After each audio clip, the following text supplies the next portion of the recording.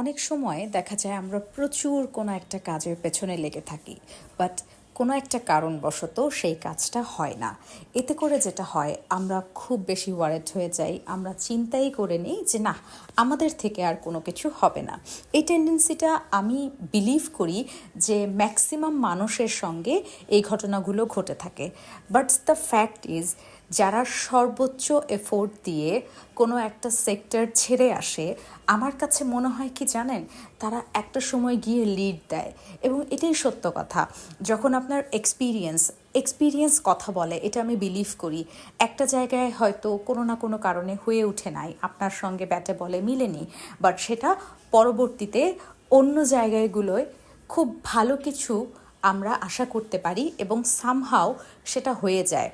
তো moral of the story হচ্ছে, চেষ্টাটা সবসময় চালিয়ে যাওয়া দরকার।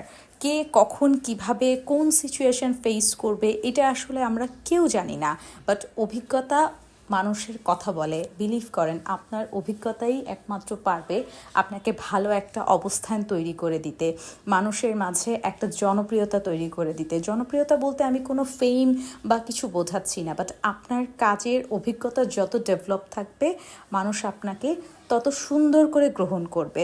সো গ্রহণযোগ্যতা বাড়ানোর জন্য সবসময় নিজেকে চ্যালেঞ্জের মুখে ফেলতে হয়। আপনি যখন নিজের প্রতিদ্বন্দ্বী নিজে হয়ে উঠবেন, তখন অন্য কাউকে আর প্রতিদ্বন্দ্বী মনে হবে না। তখন মনে হবে যে আমি তো সেটা পারি, আমি একটু চেষ্টা করলেই পারবো। সো এই যে আমি পারি, আমি চেষ্টা করলেই পারবো, এটাই সবচাইতে বড় স্প্রিড আমাদের জন্যে, যখন আমরা নিজের থেকে ঘুরে দাঁড়াতে পারি।